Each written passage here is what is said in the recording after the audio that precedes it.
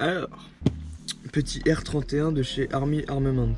Donc je l'ai reçu avant-hier. Hier j'avais fait une vidéo dessus, sauf que j'ai eu un problème avec ma GoPro et en fait bah j'ai perdu toute ma vidéo. Du coup bah je vais la refaire. Donc là, nous sommes sur un petit R31. Du coup si vous voyez ce que c'est, on va le déballer tout de suite après. Donc petite boîte, tranquille, voilà, avec des commandes dessus. Et puis c'est pas ça qui nous intéresse, c'est pas la boîte. Du coup je l'ai commandé sur Taiwan Gun pour la maudite somme de, je vais pas le savoir, 53,86 €.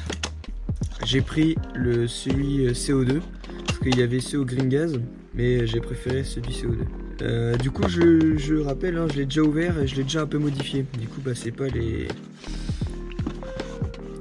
les trucs d'origine dessus. Clac.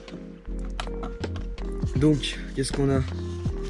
Le petit, si ça veut bien venir, la petite notice de Army Armament. On va le mettre de ce sens-là, ça va être mieux. D'accord. Bon. Une autre petite notice. Ça, c'est pour l'entretien, donc ça, c'est cool. Voilà. Et une autre petite notice. Ah, celle-là, elle est très importante parce que dessus, il y a marqué Ching Chong, Ching Chong. Donc ça, faut pas l'oublier. Avec les petites cibles dedans. Et voilà le petit flingue. Bon, ça c'est moi qui les ai faites hier. Donc on va pas juger, on ne juge pas, on oublie. C'est celle-là de base. Sauf que celles-là, elles sont tellement moches, vu que c'est du plastique, que j'ai préféré en faire moi-même, même si elles sont pas terribles et que je vais refaire les finitions. Du coup, là on a le petit Colt 1911 fourni avec le chargeur, donc j'ai déjà mis les cartouches de CO2 dedans et j'en ai déjà grillé une. Du coup il y a le chargeur qui est assez lourd quand même, capacité 25 billes et puis ben voilà. Là on a une petite clé Allen, du coup c'est clé Allen de 5 pour la cartouche de gaz. Et là on a un petit outil que je vais pas utiliser, mais en fait ça sert à démonter le canon. Clac. Bon, alors ça retourne dedans. Ça retourne dedans et ça aussi. Clac. Nous on va parler de ça. Donc ça je suis très content. Alors du coup vous avez reconnu, je vais le mettre de ce sens là, c'est la réplique du Colt 1911. Du coup bah c'était fait en Amérique je crois pendant la Deuxième Guerre mondiale et c'est ce que les policiers utilisaient et tout. C'est très belle réplique. Très belle réplique qui fait, là nous sommes sur du 840 grammes, du coup 8 kilos, c'est assez conséquent. Il est noir mat, donc c'est un très joli noir mat qui a l'air de pas mal qualité quand même, parce que je l'ai déjà bien utilisé et la peinture n'est pas partie. Bon je vais pas gratter, je suis pas un fou. Noir mat, il est tout en métal, full métal, mode de tir c'est un semi-auto, hop. Quand ça tire, paf, petite queue de castor, hop. C'est chargeur CO2 que je vais sortir tout de suite parce que c'est intéressant aussi. Et ça revient dedans. Clac. Chargeur CO2, capacité 25 billes, ça je l'ai déjà dit. Hop-up réglable, du coup on verra tout à l'heure comment on fait pour le régler. Ça tire des petites billes de 0,20 jusqu'à 0,23 grammes. Du coup la puissance du projectile c'est 0,95 joules, donc presque 1 joule, ce qui est vraiment pas mal. Et la sortie du projectile c'est 320 fps.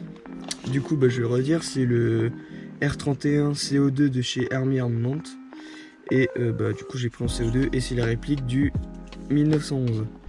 Alors qu'est-ce qu'on a dessus? Ici on a la petite sécurité, je sais plus comment ça s'appelle. Le cran de sûreté, voilà, le cran de sûreté, le petit marteau, la queue de castor, donc la queue de castor qui sert, on peut pas appuyer dessus, il faut absolument bien l'avoir en main pour pouvoir appuyer sur les gâchettes. Culasse amovible, du coup c'est assez réaliste. Clac, bloc culasse, hop. Et puis voilà, après ici on a l'entrée pour le chargeur, du coup il est compatible au green gas aussi, hop. Et puis là, clac, ça c'est pour le retirer, le petit bouton. On va pas parler de ça parce que c'est moi qui les ai fait, je le redis. et à la base elles sont en plastique et c'est un plastique très moche. C'est le seul problème que je trouve sur ce petit flingue. Je déconne, c'est une réplique. Alors pour le démonter c'est très simple. On va faire correspondre ça à la petite encoche ici. Et de ce côté là on va pousser, clac. Et là on va tirer, clac. Et là, hop, ça part. Du coup la lubrification, hein, je vous conseille que dès la sortie de la boîte, avant de l'utiliser, il faut le rélubrifier. Et merde, c'est un peu con. Hop. Ici on a le hop-up, réglable ici. Paf. Avec, je vais pas m'attarder là-dessus parce que je suis pas un pro du airsoft. Et puis là on a le nozzle, je crois que ça s'appelle comme ça. Et puis voilà, il n'y a pas grand chose à voir. Et là le petit outil, ça sert à faire tourner ça pour débloquer toute la partie du canon. Bon, je vais le remonter tout de suite parce que sinon je vais avoir des problèmes avec la garantie. Pour le remonter, clac, on refait correspondre là. Clac, ça vient dedans. Hop, on appuie, j'ai dit. On appuie, hop, et là, c'est bon, il est pareil pour de nouvelles aventures. Qu'est-ce qu'il y a à dire? Je sais pas si on va voir mes organes de visée, c'est très simple, hein, c'est pas du... C'est vraiment une réplique de l'époque. On va arriver au plus intéressant, le test. Du coup on va se retrouver dehors pour le tester. Voilà, là je suis vraiment content. C'est beau. Du coup je vous ai pas dit, mais en fait là vous allez me dire qu'on n'est pas du tout dans un environnement airsoft. Et oui c'est normal, c'est parce qu'on est dans mon garage. À la base cette chaîne c'est une chaîne pour cette petite vilaine, cette petite moto Honda MTX. Et en fait je fais de la mécanique dessus. Et ça c'est très ridicule. Du coup je vais le retirer tout de suite. Donc voilà. Voilà pourquoi c'est pas du tout un environnement pour airsoft. Et en plus j'ai bien utilisé ça. Hop, du coup nous voilà avec de la 0,20 grammes. Et puis c'est parti pour le test. Du coup là on est peut-être à 5 mètres. Ready.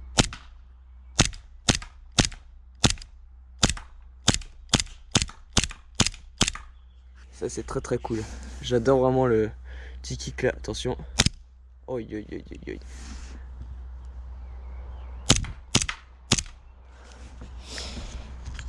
Hop, grande sûreté. Et là il me reste plus beaucoup de billes.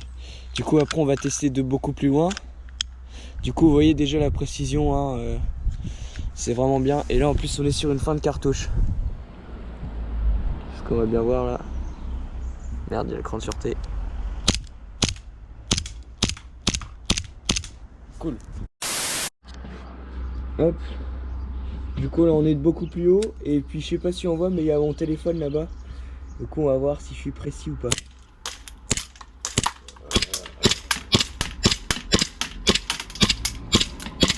Ah ça y est, bastos.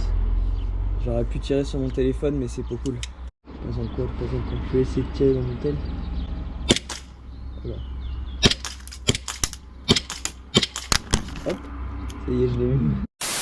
Alors là on est sur un organe de visée de type d'antan, hein. C'est vraiment... c'est ce qu'on peut... Wouh. Wouh. Wouh. Seigneur. Attention Gabriel. Aïe aïe aïe.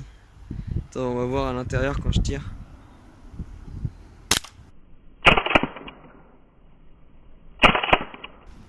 J'aimerais bien faire des ralentis. Sauf que là je suis pas avec ma GoPro parce qu'elle a plus de...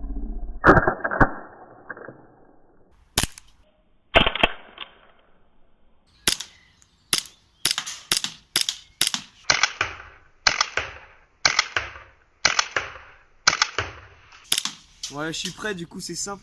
Il est précis à 15-20 mètres. Après ça commence à aller moyen. J'ai tiré de la fenêtre de la chambre de mon grand frère. Et puis j'ai arrivé à viser le jerrycan. On va continuer.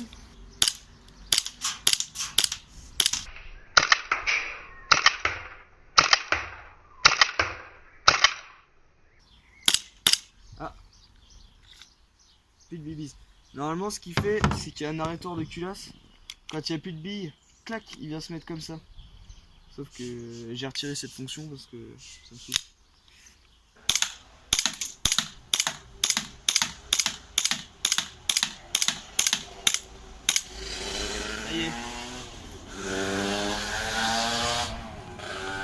que j'aille en chercher d'autres.